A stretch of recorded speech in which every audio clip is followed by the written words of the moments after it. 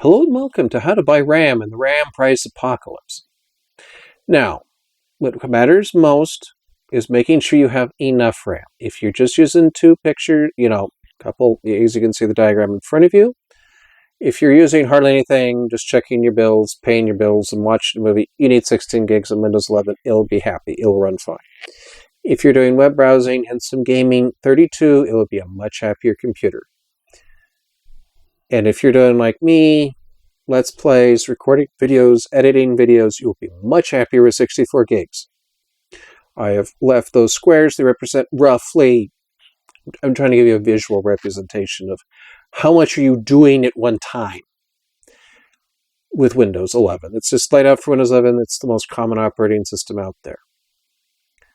Now, given how expensive RAM is right now, the diagram before you shows how to install DDR5 and DDR4 kits of memory, because you may be stuck buying 4 sticks. Don't worry about it now.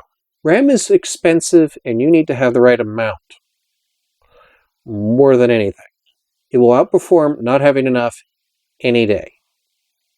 So for DDR5, one kit goes in channel A, nothing but A, and the other kit goes in channel B. For DDR4, if you're still on that platform, I need to get more memory. One kit goes in A1, B1, and the other kit goes into A2 and B2, and it will work.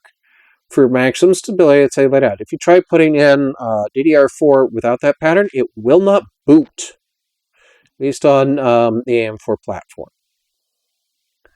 Now, why does the amount of RAM matter more? It's because speed isn't as important as people think it is. If you just match the CPU's rated speed in the box, it will work. You're going to gain so little chasing higher speed memory than that, it's not really worth it. That's really where the engineers designed it to run at stable. Now, in the RAM apocalypse, guess what? You might be stuck buying 2 kits. Just go to PCR Part Picker, look for the cheapest kit of RAM that you know will work or you feel safe with buying. You might be stuck with 2 16 gig kits right now to get to 32.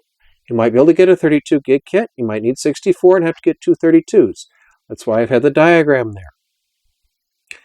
Now, the reason why quantity wins over speed is disk cache.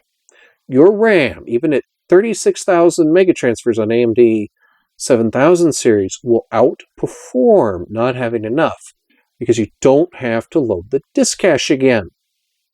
So you may have noticed on booting up a computer, it may be kind of slow and laggy, or if you have a lot of web tabs open, some of them really lag as you get to them. That's because you're loading from disk cache.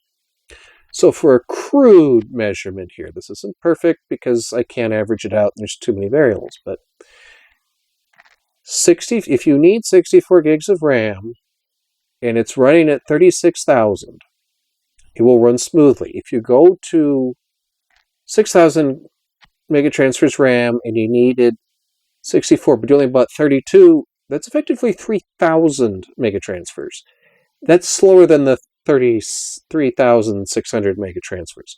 So quantity comes first. Stability comes first. To me, RAM that is not stable, regardless of the speed it's at, is zero performance. To me, that is unacceptable. To have regular daily glitches and bugs. I'm not talking about like that one random blue screen or whatever. Bit flips happen. I'm talking about you have to be rock solid. To me, the speed up is usually not worth having to sit down and fix the computer, fix the operating system, the work that gets ruined, the time left fixing. So to me, speed doesn't really matter. The amount comes first, and it depends on what you're doing. So thank you. Hopefully this helps you shop for RAM appropriately right now and saves you some money. I don't know what's going to be out there. I can't tell you. I can say go to PC Parts Picker, sort kits of RAM by price, low to high, and have a good time. So thank you, and I will see you guys next time.